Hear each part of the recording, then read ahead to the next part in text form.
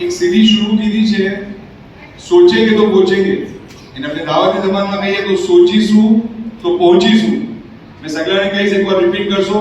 सोचीશું तो पहुंचीશું નહીં સુનાતો મને માઇક હાથમાં હોય તો મને નહીં સુનાતો सोचीશું માનો છો આ વાત સગલા એ હદીસ એમ છે કે તફક્કુરુ સાતિન ખૈરુન મિન ઇબાદત સનતિન यानी एक घड़ीનું સોચવું વર્ષની ઇબાદત કરતા વધીને છે सोचवानी बात है कि नहीं सब कि हमने रिसेंटली अपने मुफद्दल मौलाना ने एक मौजूदो देखो लाइव तो बताओ सर શું मौजूदो देखो हमने रिसेंटली જે इंसानના અકલની બહારની વાત છે હાજી શું નામ છે આપનું અલી હુસૈન ભાઈ કહે કે બચ્ચાઓનો મોબાઈલ આ બચ્ચાઓનો મોબાઈલ મોલાઈએ એક નિગાહ કીધી અને આ બચ્ચાઓ એ મોબાઈલને મૂકી દીધો આ મौजूदो છે કે નહીં યસ યા નો સોચવાની જરૂર છે સાહેબ अगर जो है अपने ऐसे मौजूदो सोची नहीं रहा तो एनो मतलब आ घनी मोटी नेमत ने अपने फॉर ग्रांटेड લઈ રહ્યા છે ગોર કરવાની જરૂર છે એમાં સગલા કરતા પહેલા તો એ ગોર કરવાની જરૂર છે કે આ થયું કઈ તરફ કોઈ બતાવ શકે કઈ તરફ થયું એટલે શું ચીજના સબબ થયું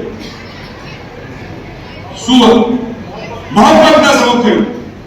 તો મોલા એ अपना ફરજંદોના દિલોમાં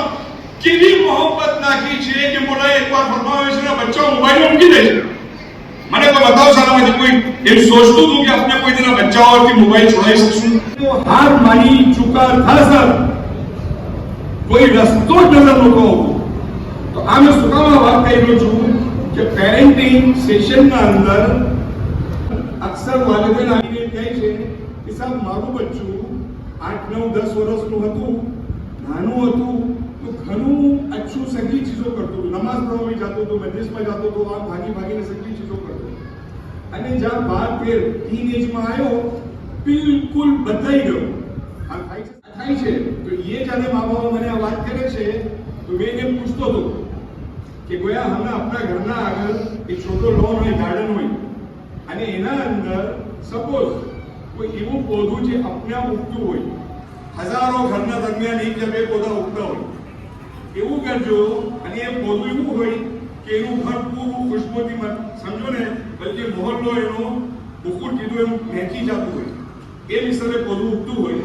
તો હાલના કરજો મેં આયુષભાઈને પૂછ્યું એને સમય જવાબ તમારા ઘરના અંદર અગર જે પૌધું ઉગે આપણે સેક્રેટરી આયુષભાઈ છે તો આપણે શું કરશું પહેલા સૌથી પહેલા આપણે ખુશ તો થાશું કે મારા ઘરે પૌધું ઉગું પછી શું કરશું इन कई से अली हुसैन भाई के ख्याल रखूं यानी जेना बच्चाओ बचपन से घनी अच्छी आदत लईने नेचुरल वे में था तो मां बाबाए શું કીધું એની એ આદત ને ગ્રાન્ટેડ લીધી એને સમજો નહીં કે સાહેબ આ એક્સ્ટ્રા ઓર્ડિનરી આદત છે મને આને સંભાળવું પડશે અને પ્રોટેક્ટ કરવું પડશે તો થયું શું પ્રોટેક્ટ ના કીધું તો એકની આદત ચાલી ગઈ तो मोला ये तो करम અને એહસાન કરીને આ મોબાઈલ આપણા બચ્ચાઓને મુકાવી દીધો આ મોબાઈલ બચ્ચાઓ મુકેલું જ રહે એના વાસ્તે આપણે કઈ એક્સ્ટ્રા કોશિશ કરી રહ્યા છે યસ યા નો યસ યા નો હજી જોર યસ યા નો કરવું જોઈએ કે ના કરવું જોઈએ કરવું જોઈએ કે ના કરવું જોઈએ કરવું જોઈએ સાહેબ સોચીશું તો પહોંચીશું 3 થી 4 વર્ષના દીકરા બચ્ચાઓ 3 4 વર્ષના 4 5 5 6 કે 2 વર્ષના ફરજંદોના માઓ એના પેરેન્ટ્સ 6 થી 7 પેરેન્ટ્સ આપણું એક ગ્રુપ બનાવે અને આ બચ્ચાઓને રોજાના વારાફરતી એકના ઘરે આજે એકના ઘરે બીજાના ઘરે એ 7 બચ્ચા જમે થશે 1.5 થી 2 કલાક વાસ્તે એક માની જિમ્મેદારી એક વીકમાં એકવાર આવશે આપ સોચો આ મિશન અગર આપણે કરીએ ફરજંદોને શું હોય છે કોઈ જમે કરીને કોઈ મોનિટર કરનાર હોવું જોઈએ નહીં તો આપસમાં લડાઈને છૂટા પડી જાય છે અગર કોઈ મોનિટર હોય તો બચ્ચાઓ રમા કરે છે કલાકો એ બચ્ચાઓને કંઈ શીખવી શકાય છે પછી એને કોઈ ન્યુટ્રિશન ફૂડ આપણે દેખ્યું છે બચ્ચા આપસમાં જમી લે છે માં અકેલા બચ્ચાને જમાડતું નહીં ગમતું ઘણી ચીજો થઈ શકે છે સોચીશું તો નહીં સુનાતું મને સોચીશું તો અમે જે કહી રહ્યો છું સોચી શકાય 10 વર્ષના બચ્ચાઓ તો કામ થઈ ગયું એના કરતા મોટા બચ્ચાઓ વાસ્તે अपने अपना मोहल्लाમાં ગલીમાં એનું કોઈ જગ્યા દેખીએ એને સ્પેશિયલી જે બોક્સ ક્રિકેટ ટાઈપના જે હોય છે એવું કોઈ ચીજ ક્રિએટ કરીએ. બચ્ચાઓ છે